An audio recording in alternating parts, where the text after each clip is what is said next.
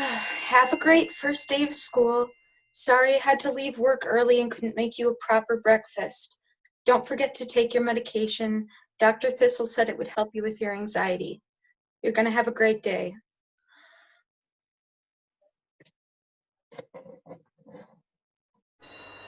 Hey, junior year, it's insane. Yeah, and I'm not looking forward to it. Why not, man? You gotta be open-minded. I don't know. It feels kind of off. I mean, don't get me wrong. I love you guys, but I just feel super anxious. Ooh, did you have like a premonition? An angel spoke to you, huh? Haha. No, the vibes are just off. You've been saying that for like 3 years. Come off it. No, you come off it. Oh, yeah, haha. You're just jealous that I'm in a functioning relationship. Barely. All he does is, hey, babe, wanna play video games, babe? Hey, babe, watch me dab, babe. Yeah, you guys can laugh now. In the spring now, I'll be laughing when you guys have no date and sit at the corner of the dance all alone. Okay, guys, stop arguing. We've all got each other. Yeah, cool. And we're also on for after school. Amy's place, right? Sure. What are we gonna watch? Ooh, what about Canadian Samurai Warriors? Oh, come on. We all know that's just a knockoff of German Night Challenge. I guess. Ugh, I'm so bored. Who can entertain me? Let's play a game. How about Truth or Dare? Very cliche. Let's do it. Okay, I'll go first. Carson, truth or dare? Dare. Ooh, courageous are we? Feel lucky. Okay, switch talks with Maddie. Your thing.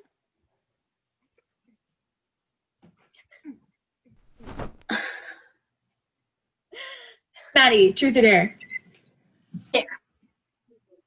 Text my mom asking for a date. No. Come on, Maddie. She's single and ready to mingle. Okay, guys, that's enough. No. It's my turn. Amy, truth or dare? Truth. Who do you like? Dare. I meant dare. Sister. You chose truth. So give it.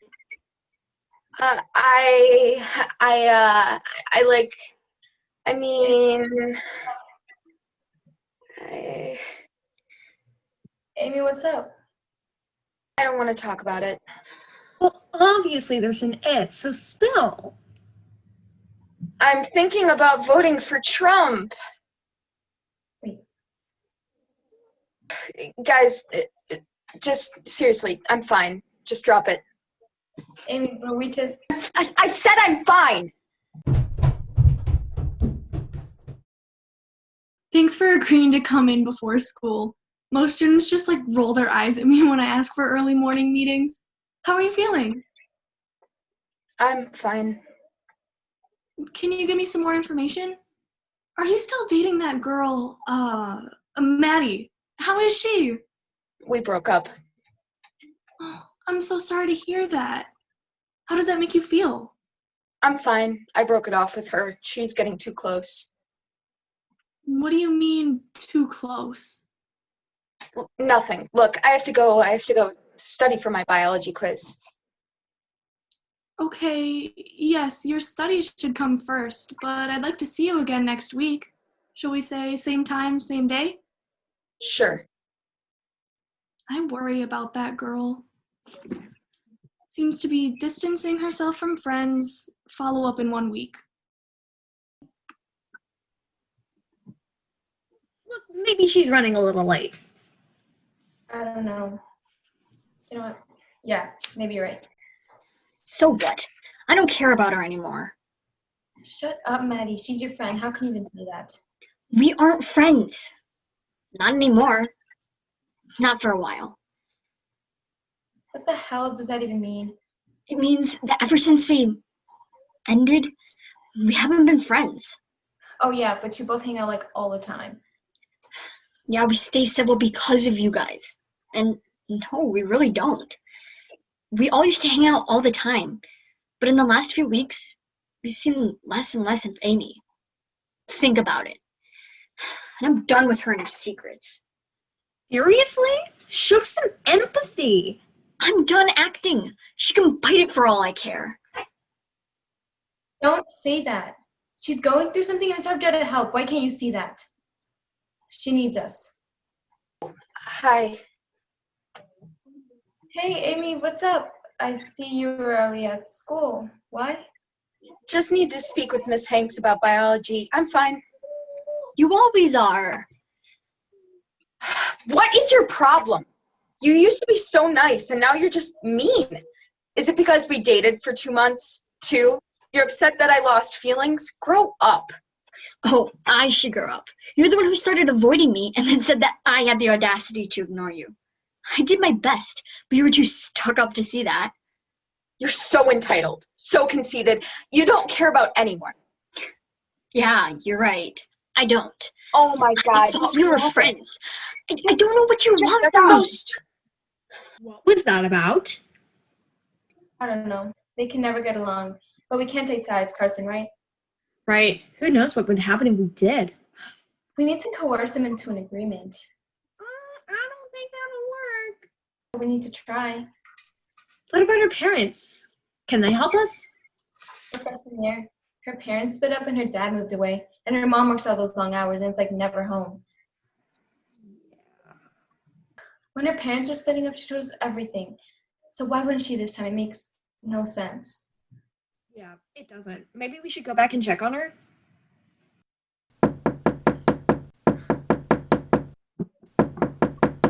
Amy, we're here. We're worried about you. Where have you been the last 2 days? I'm fine. Please, just go away. No, Amy, we care about you. No. What's the point? She won't listen. We should just go. Maddie, we need to help her. Why? She doesn't want us to. Hey, Amy, you're right. I'm going. Be fake. I don't care. You obviously never cared. You're always keeping secrets. Come on, Amy, let us in. Yeah, I'm alone. I don't know what's happening. I just got so scared and then mad and about everything and so fast. It's like no matter what I do, nothing seems to go right. My friends barely talk to me. Maybe it's because I pushed them away. My dad left me because I'm such a horrible kid. I'm so upset all the time, but I can't reach out to anyone. I've been doing things I don't normally do, and some of it's dangerous. But what do I have to lose? I mean, seriously. You want to know my secret? Everything that goes wrong in my life is my fault. My parents got divorced and my dad moved away to live with his new wife. I know he moved away because he hates me. Now my mom has to work more than 100 hours a week just so that she can put food on the table and support us. If I wasn't here, she wouldn't have to pay for my college. My friend Maddie wanted to be more than friends, but it didn't work for me. Now all my friends hate me for it. Everything is my fault! Amy, we're still out here. Amy, open up. We know you're in there. Please, we need to talk. What's going on? She still won't let you in? She won't respond or let us in. Have you tried calling her mom? Her mom won't pick up, and why the hell are you even here? I came here to apologize. I felt bad. You felt bad. I bet this entire thing was your fault. We shouldn't have played Truth or Dare. No, we shouldn't have, but now we need to focus on helping Amy. Just bust down the door. Ah, property damage. I guess. Wait, where do you guys hear that?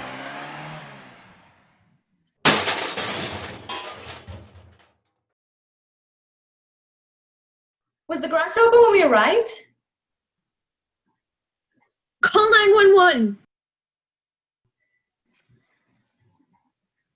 It's been 4 months. Yeah. 4 months. What could they want to tell us now? I shouldn't have just waited outside. I should have broken down the door to help her. I did. I still can't help feel like it's our fault. I'm sorry that I pulled you all out of class today, but I have something I want to share with you. Amy's mom was cleaning out her room last weekend and found a note left for you, May. Amy's mom didn't know whether to give it directly to you, and since I had been working with Amy, she gave it to me to give to you. Wait, what do you mean you were working with Amy? Amy and I would meet sometimes if she was feeling anxious or just wanted to talk to someone. Amy's mom didn't read the letter, and neither did I. But she did think you might not want to read it alone.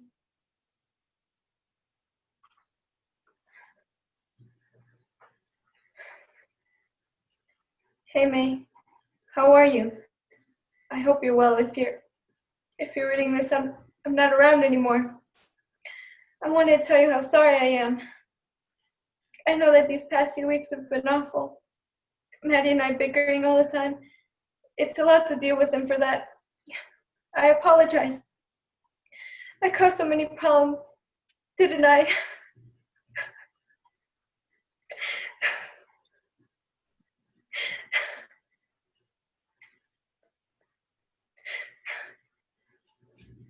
We never paid her issues any attention, did we?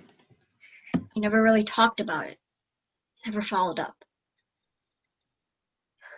We need to do better.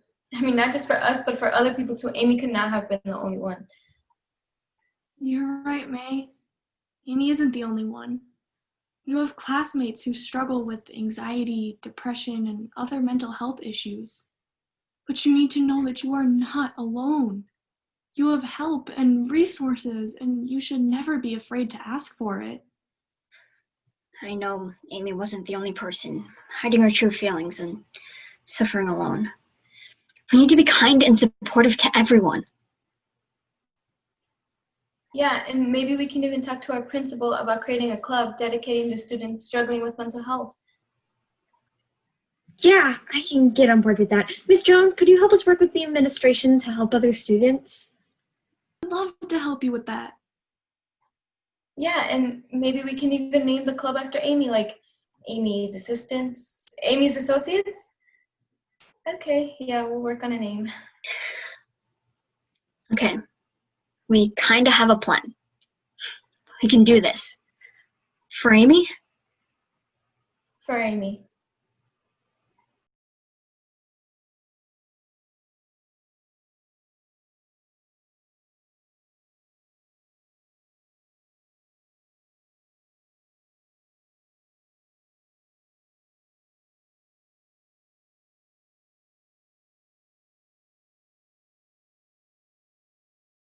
School shootings are an unnecessary worry that students today face constantly.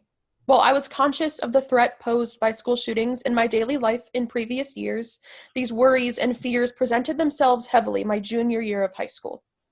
It takes experiencing a school shooting threat to understand how impactful these issues are. After the shooting threat, my experiences and thoughts while at school had been permanently altered.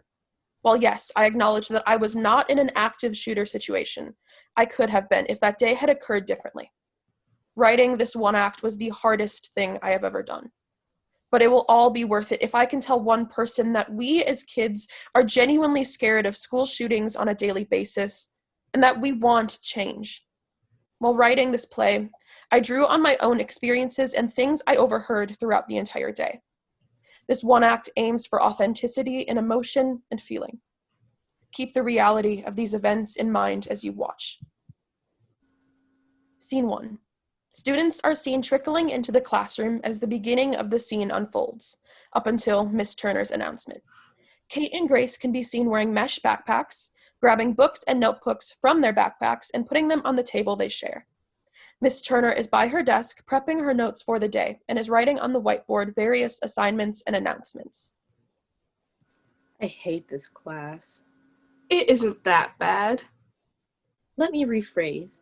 Writing essays every other class is dumb. Well, I can't argue with that, but it is our last class of the day, And it's Friday. I mean, come on, don't be a cranky old lady. Did you just call me an old lady? You heard me.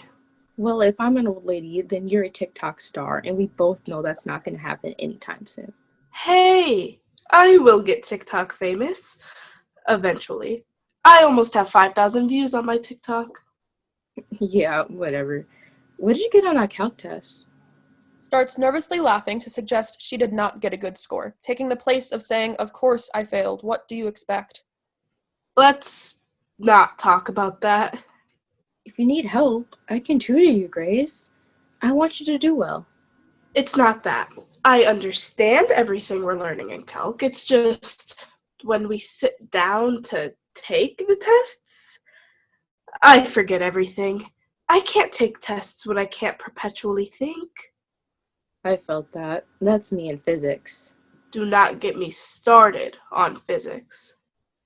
I mean, I like it. It's just really hard. But yeah, I totally thought I was going to fail that calc test after we took it. Oh, and what did you get, Kate? Wait, let me guess. An A. No, I actually got a B. That's still good. Did you understand that presentation we got in global politics? Yeah, you have to research a candidate and their campaign tactics for the recent election. For example, of course, I got the president as my candidate, and I swear having to keep tabs on him is the absolute worst. Like, have you seen how the president is trying to pull another Russia? The president making a complete fool of himself isn't really anything new, Kate. This is different than the usual stuff. He's trying to dig up dirt on his possible opponents for the 2020 election. He was asking some foreign minister dude to dig up dirt on Biden for him so he wouldn't have to face him during the election. Can you believe it? The president of the United States is acting like a complete asshole. No, our president being a complete asshole? Never. Language. Sorry. I know it sucks. I wish he wasn't president either. Yeah, I wish his own party would figure out what an idiot he is. But hey, I'm just a dumb teenager to them. My opinion doesn't matter. Adults just won't listen. But we're just teens, right? But yeah, I get it. It seems the only time adults actually want to pay attention to my opinions is when I'm writing college essays. Then they want to see our personalities. But other than that, they just don't care. Hey, how are your applications coming along? I may or may not have applied to way too many schools that all have acceptance rates under 15%. Can't wait to get my dreams crushed. Of course you would. A bell cuts off Grace, and the girls finish unpacking, while Miss Turner heads to the front of the room. All right, class, let's get to our seats. We have a lot to get through today. The students get to their seats and plop down. Some get some notebooks open, while others just stare blankly at the wall. Here we go. Time to fall asleep for another hour. Today, you'll have more time to complete your poetry analysis essay. The rubrics are on my website and on Google Classroom. You'll be graded on multiple criterions, so make sure to check the rubrics so we aren't as confused as we were last unit. Directed at Kate and Grace. I expect everyone to be working on this assignment. Great.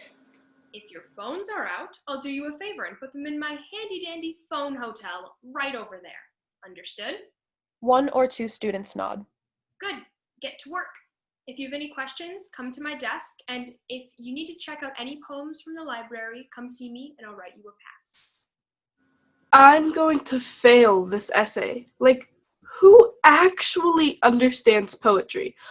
All poetry is, or seems to be, is old white guys complaining about their struggles. But do old white guys even have any struggles? I mean, other than back pain or... Sometimes poetry can be good. I mean, have you read Milk and Honey by Ruby Kaur? But this stuff, I don't care about anything this dude does. All Poe does is act like a creepy serial killer. It's weird. Over the PA, a woman speaks to the students. Students, staff, we have a code yellow. Please close and lock your classroom doors and do not permit students to leave the classroom for any reason. Once again, staff, we have a code yellow lockdown. What is that? Is it like a code red? It means that there's a potential threat that the school is looking at, like a shooter or something dangerous like that. Is it a drill? I don't know. Let me ask. Kate gets up and goes to Miss Turner's desk. Miss Turner, Yes, Kate? is this code yellow a drill? Not that I know of, Kate. We weren't told about any scheduled drills that were happening today, but I'm sure everything is fine. We have good security measures. Probably just some rumor. You kids and your social media don't help in these situations. Okay. I'm sure everything is fine. Why don't you continue working on your essay? I'm looking forward to seeing what kind of argument you're creating over the assigned poetry. Thanks. Walking back to the table. It's not a drill. Turner said she didn't get any information about a drill happening today. What do you mean? Turner doesn't know anything? She says she didn't. I don't know, Grace. I'm guessing everything will be okay. No need to worry. What happens if they find a threat? They would have to call a code red, which means we hide. I really don't want to think about this. We should keep working. What poems are you writing about? Frantically flipping through her notebook in a frenzy. I haven't decided yet. Something doesn't feel right. I know. I'm sure it's just a drill. We have to do stuff like this all the time. Yeah, we never do code yellow drills anyway, so it's good they decide to put some into place. Just in case a real code yellow ever happens, at least we'll be prepared. Do you remember the first code red drill we did? Yeah, we could have been more than 5 years old. I remember Miss K telling us that we had to hide from the bad guys, and, well, I remember thinking that she meant Scar from The Lion King. Yeah, I remember that. Now we actually know what a code red is. We should keep working. Like you said, it's probably just a drill. How should I write my thesis? What do you have so far? I mean, what's your argument? I don't know. I was thinking about something with Poe's obsession with death. I mean, obsession is a light word. Infatuation? That's a little bit better, but Poe was kind of crazy about a lot of things, though, I guess. You're right. He does sound like a creepy serial killer. I get what you mean. With those ideas, you could look at Annabelle Lee and the Raven and talk about how he thought he was haunted by death all of his life. If you really look at a biography about Poe, all of his loved ones were never around long enough for him. In a sense, I'm sure he felt that death was something he couldn't escape. Oh, I remember those poems. They were the super sad, angsty ones, right? Kate nods and pulls out the poems to hand to Grace. Grace skims them. Interesting. That sounds too familiar. What? I mean, if you look at Poe's word choice, he calls Annabelle and himself children, and then goes on to list all of the terrible things that have happened to them, almost like adulthood was forced onto them throughout the poem. And, well, with the death aspect, it just seems familiar. I'm not following. Well, look at what's happening in the world. There have been so many shootings that it all seems to blur together. Like, we're desensitized to it until something new shows up in the news, and, well, we shouldn't be desensitized to these things. I mean, like Poe said in the poem, we're children. We shouldn't have to compensate for adults not protecting us in the way Poe talked about in the poem. The fact that we can never feel safe anymore and that we are haunted by these shootings shows how scary the parallels are. That, and the moment we do feel safe, something like a code yellow happens to take you out of the illusion. I never thought about that. Thanks for the idea. No problem. Notices the girls are talking, and Miss Turner gets up to go monitor them. Girls, how are your papers coming along? I just figured out my argument. I'm using Annabelle Lee and the Raven. I'm looking at poems. Nothing is speaking to me. Poe is so depressing and angsty. Too angsty for poetry, even. Shouldn't you be further? You got this assignment in last class. It was homework to find poems and a thesis. Sorry, we were just talking about the code yellow. It's a little weird. These things don't happen very often. Kate, I told you, there's nothing to worry about. I'm sure they would have told us if something was wrong. We'll call off the lockdown soon. She looks down at her watch. The lockdown has only been going on for 5 minutes, girls. I mean, really, just try and give it a couple more minutes. They'll announce it's over soon. Miss Turner goes back to her desk. While she was lecturing us, I think I figured out my thesis. The idea you gave me helped a lot. Oh, share your doc with me. I'll look at it. You know my email, right? What is it? While Kate reads out the email, Grace types it into her computer. Kate 2002 Kate is cut off by bangs outside of the school building. The bangs should sound like someone is trying to break their way into the school building, but more inconspicuous. The room should go eerily silent, with all the attention on this noise. Kate and Grace look at each other in slight disbelief, and Miss Turner gets on her phone to text other teachers in the school. After a couple moments of silence, the students start to whisper to each other. The room is full of murmurs. Both girls are shocked. What was that? I don't know. This isn't a drill. I think I'm gonna text my mom. Screw Turner's phone policy. Students around the class start to get antsy with the situation and are starting to get worried about the lockdown.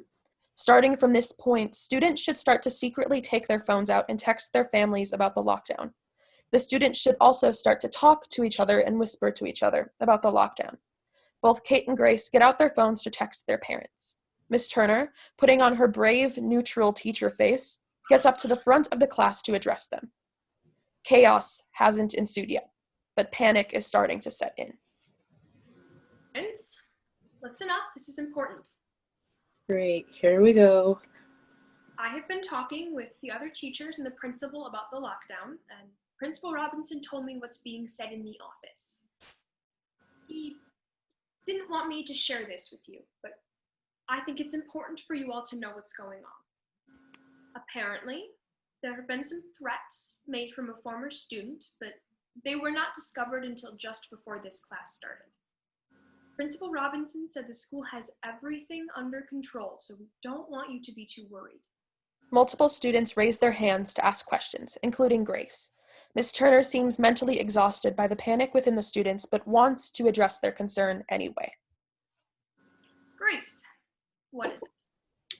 Are the threats credible? Like, is somebody actually trying to kill us? All students' hands come down. It is obvious they were all thinking the same thing. Miss Turner takes a moment to think about the best, most neutral way to answer. I don't know. Like I said before, the school should have everything under control. If you would like, you can text your parents to tell them what's going on, although I'm sure the office is drafting an email to tell them all of the details. In the meantime, try to continue working and try to keep the noise level down. If I hear anything else, I'll let you guys know. Miss Turner, I get what you're saying, but this fear we have isn't something you should just dismiss. We could be in a lot of danger right now, and all you're doing is telling us that nothing is going to happen, instead of preparing us for someone to actually come in here. And Kate, I think that's enough. Get back to work. This is due next class, and I expect it turned in on time. Miss Turner goes back to her desk. I think Miss Turner is being too delusional right now. Does she not see how much danger we could be in? I think we're all still too delusional to see the danger in this situation. That, or she's just as scared as we are. I mean, people go into denial when they're scared. Yeah, I guess. Grace, do you think we're in danger? I can't believe this is even a possibility. Not here. I'm not sure, but I do know that we have to prepare for the worst. Should I text my sister too? I don't want anybody figuring out from the school. I mean, they're probably going to send out lies anyways. Maybe. It's up to you. I think I should. If somebody came in here and shot me, I'd want to say bye to everybody. I'd tell everybody how much they mean to me. A realization hits Grace. Kate, what if we never see our parents again? Grace, please don't talk like that. The situation hasn't gotten that bad yet. A shooting is the most extreme thing that could happen. But it could happen, Kate. Sorry. It's just scary to think about. I know, I get it. I think we're all scared. Yeah, except for Turner. Kate, what if someone is here? In that case, we have to plan ahead. Kate looks around the room to see what she could use to barricade the door. We could use a whiteboard to barricade the door, or Turner's desk. Both used together might be more sturdy. We could start a line of tables that start from that door over there and end at that wall. Hopefully it's long enough, but if we could somehow prevent any amount of pressure from bursting through that door, we could be safe. That's a good idea. We need to cover the windows too. The window shades might not be enough. Or if we needed to, we could shatter a window to get out. Luckily, we're close enough to the ground. Kate, I just realized What's wrong? we're on the first floor. And? If they come through the front, we're screwed. We'd be the first they'd see. Grace starts to comprehend how dangerous of a situation they're in. She starts to hyperventilate. Oh my god. Oh my god, Kate, we're gonna die. You always see this in the news, but you never expect it to happen to you. Hey, calm down. If someone does come in here and we aren't thinking rationally, we will die. So let's calm down and not hyperventilate, okay? Okay. Now, who here looks like they could fight? Oh my god, are you seriously considering having people fight somebody with a gun? I mean, we're children. So you keep saying, but we have to grow up fast, Grace. When things like this happen, we don't have the option to be children anymore. Are you sure? We either go down fighting or we go down hiding. We might actually win a fight. So, who looks like they could fight? Grace looks around at her options. I mean, any of us could fight with the right weapons. What could we even use as a weapon? Kate starts to go through her pencil case and pulls out some items. Well, I have some scissors and some pencils. And, oh, my water bottle. I just filled it up so it's extra heavy. If someone got hit in the head with this, it might actually knock them out. Kate's phone goes off and she reads the message. Kate reports what it says to Grace. It's Morgan. She's in another class and wants to know what's going on. She said her teacher told them that if someone does come to kill everyone, he would do anything to protect them. That he would take a bullet for them if it came down to that. Apparently, he's standing by the door with the baseball bat. Well, at least we know some teachers are in denial like Turner is. This doesn't feel real. It feels like I'm in some crazy, delusional, bad dream that I just want to wake out of, but I can't. I know. And all of this is happening in a school, of all places. We should be safe here, not in danger of being killed. Yeah, and I read an article in Global Politics about how our entire generation has an anxiety over these shootings. Like, I know I can't go anywhere without mapping out my emergency exit strategies or figuring out what a good hiding place is in case I can't escape. Me too. After seeing all this stuff in the news, it's weird going anywhere. It feels like I have a giant target on my back constantly. Like someone could come and shoot me whenever they wanted to, and no one can do anything to stop it. I never realized how scary this stuff is. It takes experiencing it to understand how scary these shooting situations are.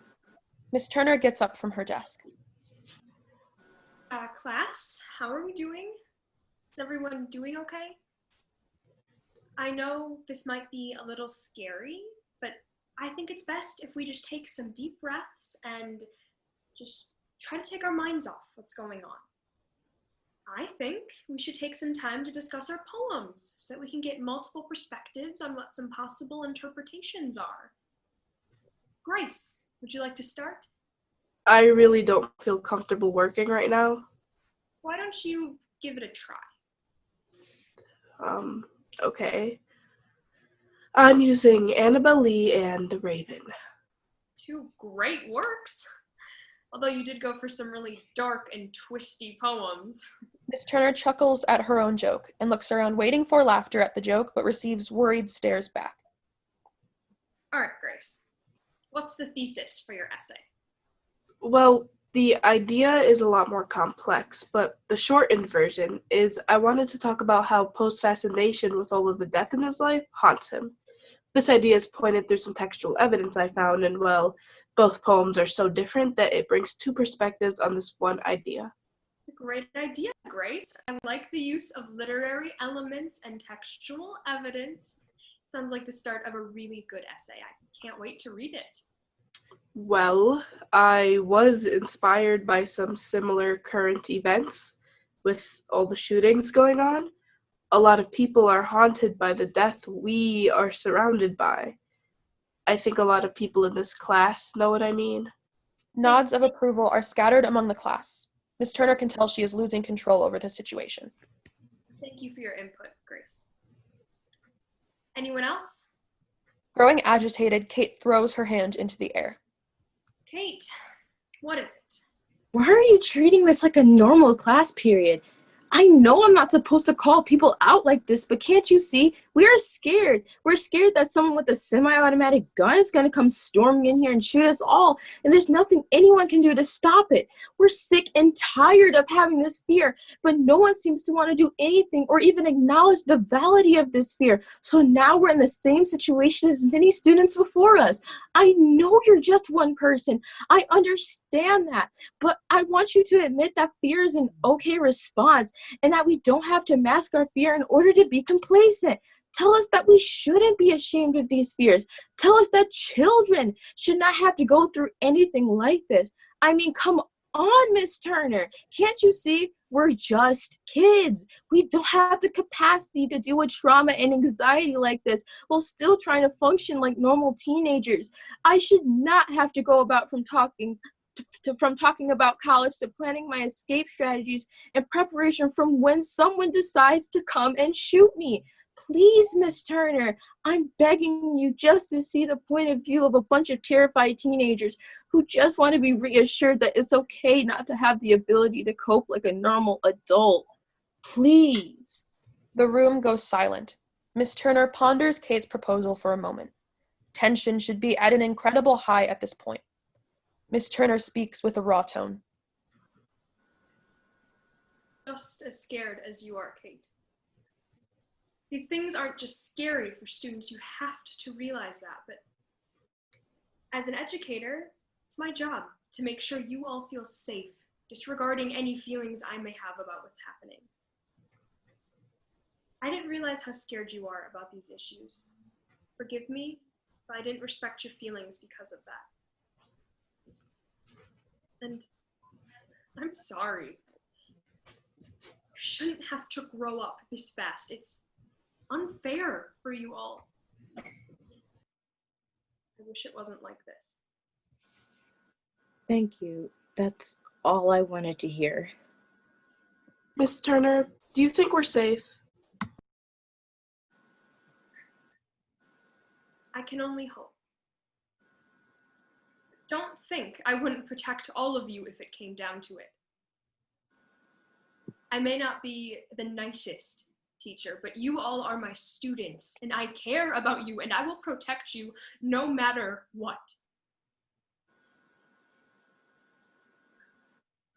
If you want to continue working on your essays, that's fine by me. But if you want to talk to each other, feel free to let your emotions out. If you need anything, don't be afraid to talk to me. I haven't gotten any more updates from administration, but if I hear anything at all, I'll let you know. The class is stunned by this proclamation, but after a few seconds, murmurs occur once again. Miss Turner returns to her desk and tries to continue working, but gives up to text her husband and kids. Nice speech. I only said what everyone else was thinking. How long has it been since the code yellow happened? Like 10 minutes, maybe 15. Is that a long time for these things to be going on? Because it feels like it's been a lot longer. I don't know, Grace. You have to remember, this has never happened to us before. I know, it's like you said, we're all scared. Kate?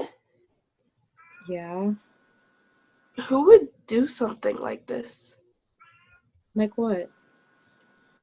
Who would wake up and decide to go shoot innocent people? Who does that? How does someone do that? And why is this something the government doesn't think is important enough to take action on? I don't get it. If I knew, I'd tell you. It makes no sense to me either. Should I start on my essay? Why didn't you outline it first? I mean, yeah, but I don't know. I can't even think straight right now. I'm just trying to keep busy. I don't want to keep thinking about how serious the situation is. Do you think writing would actually help? I don't think so, but I just get creeped out that we as children have the same perspective as a creepy old man. I don't know what to say to help. You never had to tell your friends how to cope with the fear of being shot in school. Maybe it's good we haven't heard anything. Well, it's making everything scarier. Another announcement is heard over the loudspeakers. It's the same voice as the first one, but this announcement is much more panicked and worried.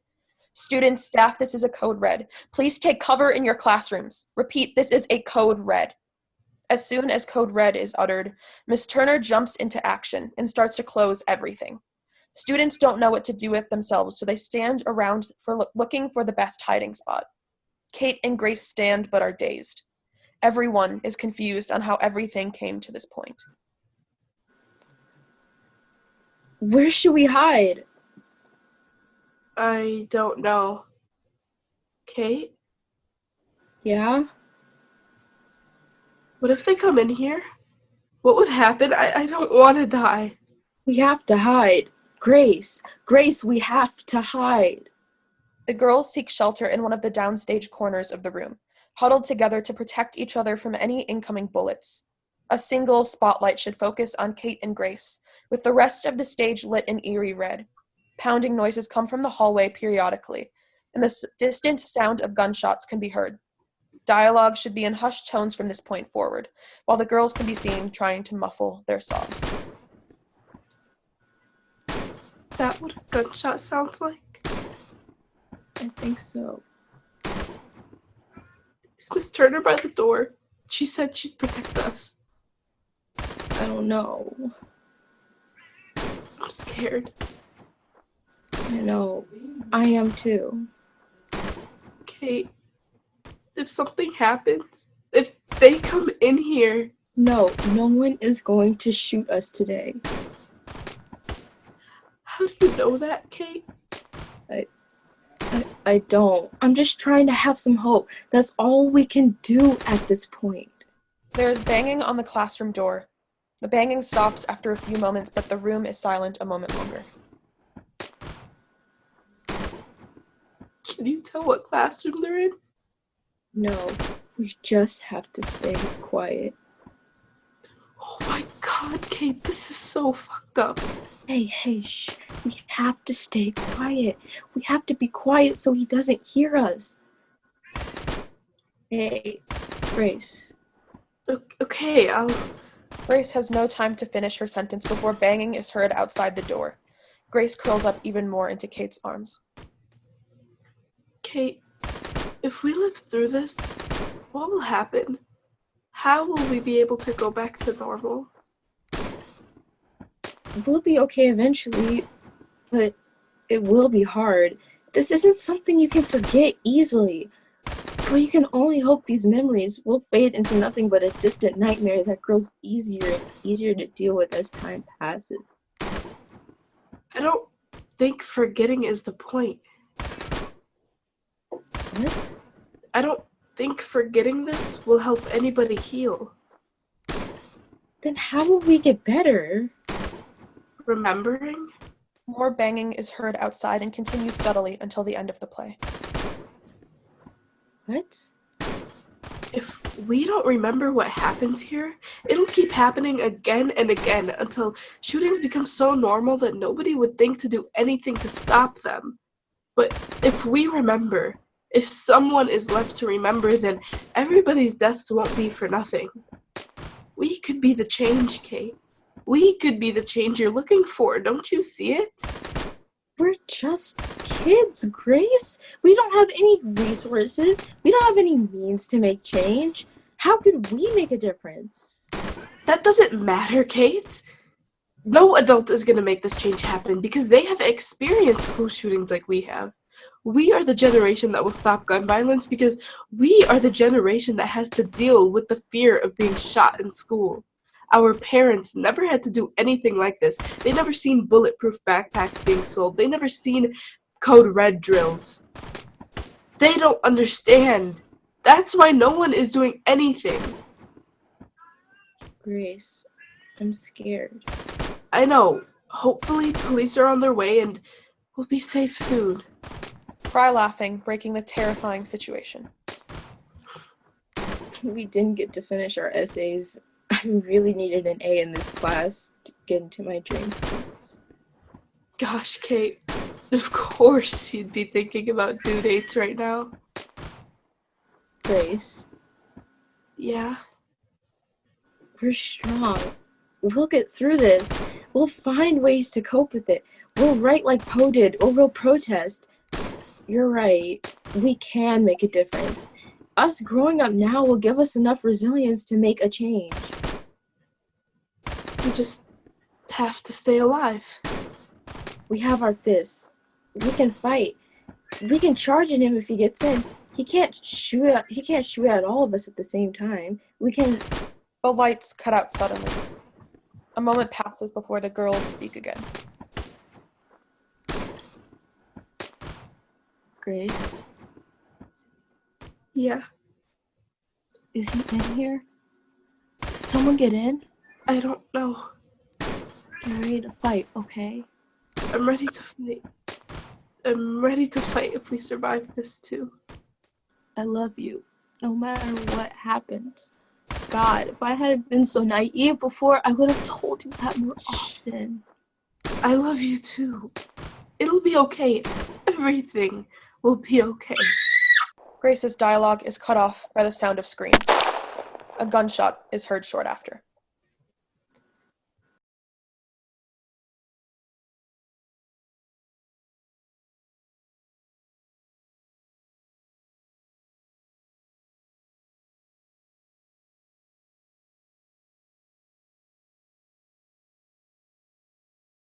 Dee and delighted to have you. Our characters include Liam, Adam, Brad, Sarah. All students are between 13 and 14. Liam wears an orange vest jacket that he saw in Back to the Future. He is open to all sides of debate. Adam is a Jewish boy who dresses only in button-ups. He's distrustful and scowls a lot, but he frequently employs sarcasm. Brad is a boy with a greased-up hairdo. He wears a denim jacket with the sleeves rolled up. He is madly in love with Sarah. Sarah is a 13-year-old girl who's secretly a nerd and in love with D&D. This show is set in 1985 in a small American town. It is quiet, unassuming, the ideal American dream, with white picket fence cul-de-sacs and large conjoined middle and high school building. The settings include Liam's basement and a school cafeteria. Scene 1. In Liam's basement, all the nerds are playing D&D around the table, laughing and talking indiscriminately. All of a sudden, they hear a thump on the floor. Boys, it's 8 o'clock. Time to pack up. Oh, come on, Mom. Can't we get just a few more minutes? They're almost to the boss of the dungeon. We talked about this, Liam. If you are going to play on school nights, you need to be done by 8 o'clock. No exceptions. Sorry, guys. Looks like we'll have to continue this on Friday. I wish my mom would chill out. 8 o'clock is so early. It's all right, man. We all have moms. We all know how it is. Yeah, consider yourselves lucky. At least your mom lets you play D&D. My mom thinks I'm at the library studying Hebrew. You can't play D&D. It's full of witchcraft. Put on some sunscreen on your way over. You'll get skin cancer. The boys share a hearty chuckle, and Adam smiles as they pack up their stuff. We got leftover pizza. Anyone want it? We all know you want it, Adam. Just eat it already. If you say so. All right, guys. Good session today. I've asked my mom to leave everything here exactly as it is, so we'll resume on Friday after school. Make sure you're here, because the party is going to need every member it can get. The lights fade to black as the scene ends. Scene 2. The setting in the town's local middle school cafeteria. Students chatter in line and sit down at tables. A girl is standing by the wall, taking out her Lord of the Rings book. I can't believe I lost my only friends over a book. Oh well, I guess they were jerks anyways. And at least I still have Frodo and Sam, even if they're not real. Maybe I can find somebody with my own interests? Oh, I know. Those nerds over there. I mean, I suppose that's them. The jocks actually hit each other. Well, this might be a bad idea, but it'll be better than standing alone. Guys, it's not even a question. Empire beats New Hope all the way. It's got better settings, better effects, and a better story. You're just saying that because you saw it in theaters. New Hope is the original. Without it, there's no Star Wars. Yeah, but that doesn't mean it's the best. New Hope is superior in every way because... Hello? Hi? Hi, hey, hello. Hello? What are you guys talking about? Why would you want to know? Geez, lay off for a bit, Adam. We were just discussing which Star Wars movie is best. You probably don't even know what Star Wars is, though. What? No, of course I know what Star Wars is, and Empire is by far the superior movie. I 100% agree. What do you want, Sarah? Were you dared to come over here or something? Is this a joke? No, I came over here just because I wanted to talk to you guys. Okay, but we're the nerds. No girls want to talk to us, ever. Are your popular friends listening in on this conversation? They're not really my friends anymore. Call it a conflict of interests. But why do you want to talk to us specifically? Well, I actually have a bit of a confession to make.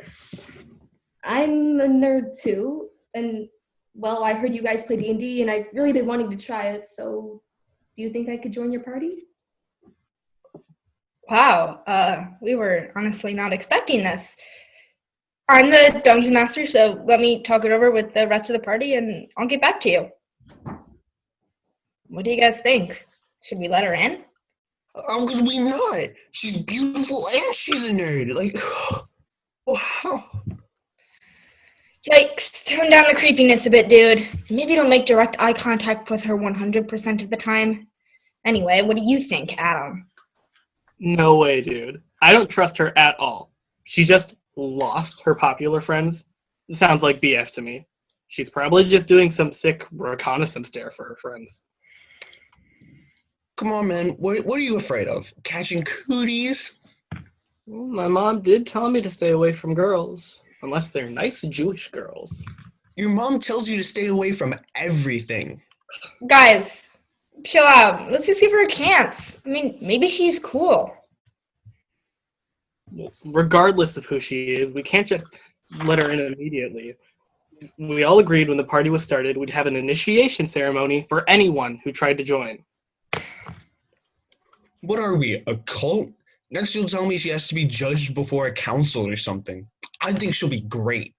Of course you think she'll be great, dingus. You basically have your marriage proposal ready. Guys, this is just like when you were fighting the Lich and you were arguing about how to approach. It'll take hours and you'll get nothing done. I think he deserves a chance, but Adam is right about everyone having to earn their spot. I think I know what to do. What would that be? Come on, tell us. We'll hold a session on Friday like normal, but we invite her. We'll teach her how to make a character and play, and then we'll see what she can do. Well, it sounds like a bad idea to me, but if you wanna... I mean, the whole determination process is stupid, but whatever. Okay, we've agreed. Now let's get back to talking to her. I mean, she's probably just had to listen to us talk since. The lunch started. You know, you guys should really work on your whispering skills. I mean, I could hear you from a mile away. She rolled a nat 20 on perception. Wow. Or we rolled a nat 1 on stealth.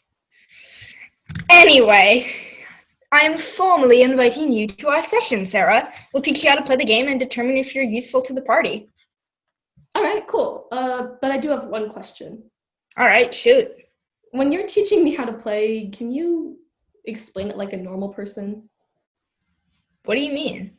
I mean, don't use your teacher voice and talk really slow, and don't just interrupt me when I ask questions.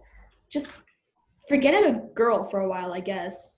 I mean, like, pretend I'm another nerd, since I am, even though you can't see that. But of course, we will treat you with the utmost respect, milady. Ew, don't insult me. Look, I don't want that either. If you're condescending at all, I'll just go back to my books. I mean, sure, but, like, you're a girl. Oh, and what does that mean? I mean, not anything in particular. It's just that girls don't usually do this sort of stuff. This is mainly a guy game. And who said that? Did anyone say that, or did you just assume that? Well, I suppose no one said it. But I mean, Liam is right. Girls like to do makeup and talk about pop stars and stuff, right? Yeah, and I suppose all boys love to play football and fight each other all day. I do both. Yeah. I'm gonna just pretend I didn't see or hear that. But what I'm saying is that you guys are different from what boys are supposed to be like, so can I be different from what you think girls should be like? I guess you're right. Yeah, well, I am. And you know what? I know you might think I'm cool or whatever for being a nerd and all, but don't revere me as the only cool girl or something. All the other girls have their own interests and aspirations, and making fun of those is really played out. Wow, I never thought of it that way.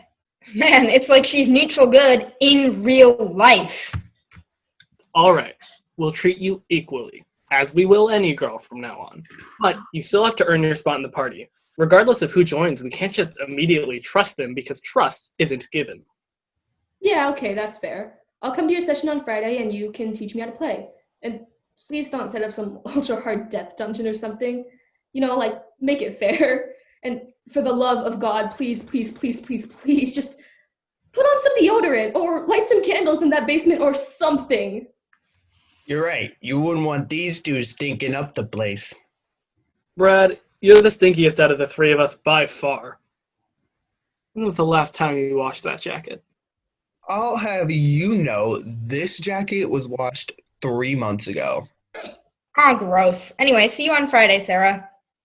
Honestly, it was nice to meet you. You two guys. You might be idiots, but I think I'm actually gonna have a lot of fun. Wait, actually, didn't you say that you lost your friends? Yeah, why? You could come sit with us tomorrow. We'll teach you how to make a character so you're prepared on Friday. That actually doesn't sound that bad. I have nowhere else to sit anyways. Oh, great. See you tomorrow. This is the best day of my life. That's sad, honestly. The lights fade to black and the scene ends. Scene 3. The lights turn on to reveal the nerds and Sarah sitting at the lunch table. Hi guys. So you're gonna teach me how to make a character? Oh, yeah, it should be fun. I brought the rulebook with me. All right, but I have something to ask. What? So I've seen all the posters outside of the game shops of all the scantily clad female warriors, and I don't really want to have a character like that. Oh, and give me choices. I don't want you making that character for me or something. Oh, right. Okay. Well, first you have to choose what race you want to be. Elf, dwarf, halfling, human, half elf. There's a lot of them. Ooh, I think I'll be a half elf, like Elrond's. All right, sure. Then you have to choose what class you want to be. There are even more of those. You should probably know that Adam is a wizard and Brad is a barbarian. Well, what classes are there? Well, besides the ones I just mentioned, there's fighter, rogue, cleric, sorcerer, warlock, monk, and druid. I think I'll be a warrior, or fighter, or whatever it's called. Didn't you just say that you didn't want to be a scantily clad warrior? Who said her character had to be scantily clad, or a woman for that matter?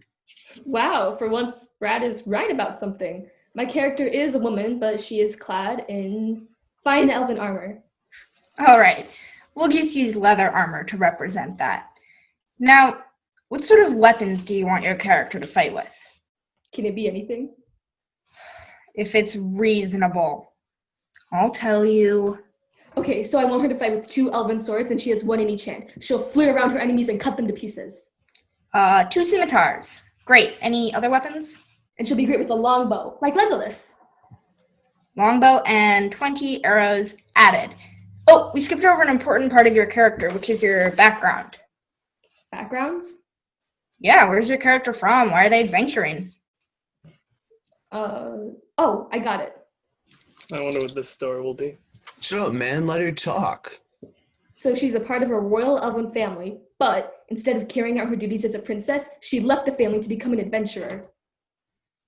Nice story, but why is she half elven? Oh, yeah. I guess nobody except her and her mom knew, and that's why she left? All right, great. We'll put down the noble background. Now we need to determine something very important, which is your ability scores. What are the abilities? And how are they scored? Well, to explain the abilities, I'll start off by using the tomato analogy. Strength is being able to crush a tomato. Dexterity is being able to dodge a tomato. Constitution is being able to eat a rotten tomato and not get sick. Intelligence is knowing that a tomato is a fruit. Wisdom is knowing not to put one in a fruit salad. And charisma is being able to sell a tomato-based fruit salad. All of your abilities have certain scores depending on who your character is, and your scores determine your modifier, which you add to dice rolls using that ability. 10 is average, being +0, while everything below 10 subtracts and everything above 10 adds. Got it? No, but I'm sure I'll get it by Friday. Yeah, it's fine. We can go over that later. Let's look at your skills. Because you're a noble, you already know history from your education and you're good at persuading people. You have 2 other skills you can choose, though. Athletics, acrobatics, survival, intimidation. You can choose any of these. Ooh, what's acrobatics? Acrobatics is your character's ability to do action movie stuff, basically. Dodge explosions, jump across cliffs, quick and nimble stuff like that. Yeah, sure, I'll take that. And I'll also take intimidation. Intimidation, really? It's interesting, at least. Yeah, intimidation. I don't want my character to be perceived as some dainty little elf girl. I'm tough, and I want everyone to know it. All right, intimidation it is. This is a pretty fleshed out character you've made here, Sarah. I like it. Thank you. I got my inspiration from Arwen from Lord of the Rings. I hope your character actually helps and doesn't just charge in recklessly. Listen, man, I'm the barbarian. Nothing can kill me. No, just possess you and turn you against me. Come on, man, are we gonna fight about the Lich again? All right, that's enough. Here's your character sheet, Sarah. You're all set for Friday. Cool. Thanks for doing this, by the way. It means a lot to me. Oh, yeah, no problem. Honestly, not that many people play D&D, so the more the better, I guess. So, did your friends really ditch you? Yeah, I mean, I wouldn't call them friends. They were more like parasites.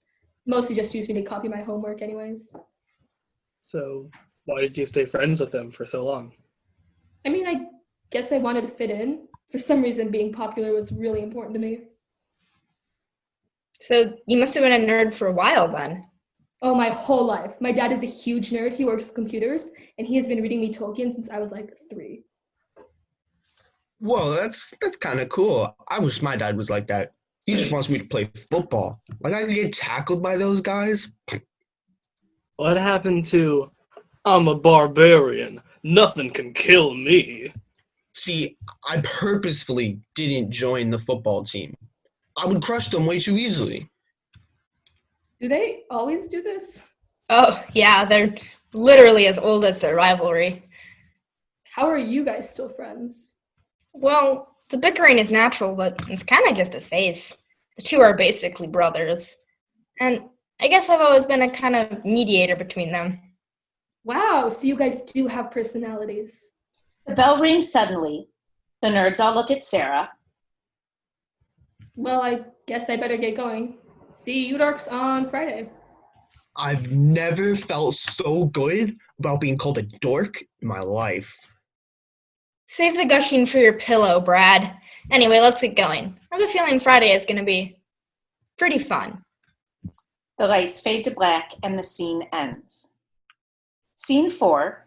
The light comes on to reveal Liam's basement, and Sarah and the nerds are walking in and sitting down. I'm surprised Liam's mom didn't say anything about you, Sarah. He is probably just as surprised as you guys were. You guys don't really talk to girls. Hey, maybe we talk to a lot of girls. Not from all the way down here, you don't. Ooh, sick bird. I'm starting to like you. All right, guys, settle down. Let's get started. We have pizza and soda on the way. We're going to be here for a while. Last session, the party was hired by the Trade Prince of New Haven to investigate disturbances and disappearances of the city's guards within the sewers. The party battled giant rats, a huge spider and her offspring, and had a run-in with the local thieves guild. The thieves found a new abandoned trapdoor that no one ever uses, leading down into what they called a dangerous tunnel. The party decided to go into the tunnel and discover the unknown. What will you do? Keep walking down the tunnel. I suppose we have nothing else to do. I keep walking with Brad. That's Brad's character, a dwarf barbarian, which he had the wonderful idea to name after himself. I'm Theligorn, a high elf wizard. As the two of you walk down the tunnel, you are suddenly stopped, as from a chute above, a figure falls to the floor. Sarah, would you please introduce your character? Oh, I didn't think I'd be introduced like this. My name is... You have to roleplay. You're not Sarah anymore, you're whoever your character is. What kind of voice do they have? Oh, okay. I am Phelan, warrior and adventurer. Great to meet you, Phelan. My name's Brad. It is a pleasure to make your acquaintance, Phelan. I am Theligorn.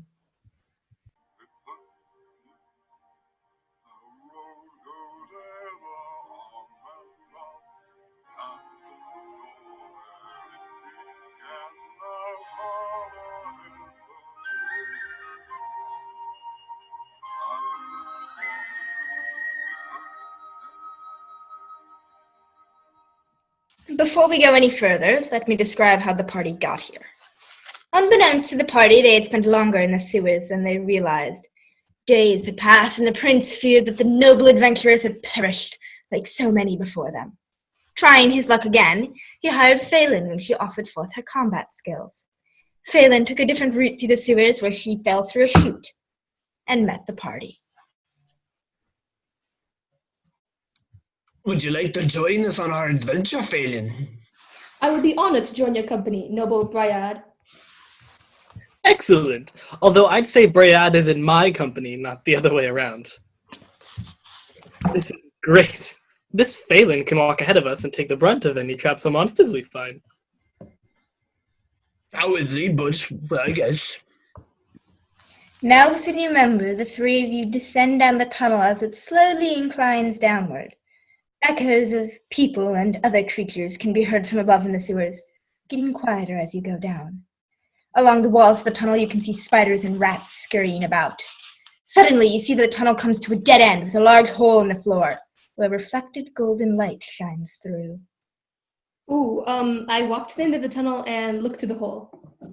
Peering over the edge of the hole, you are looking down into a vast cavern, filled to the brim with piles of gold coins, gemstones, and various ornaments.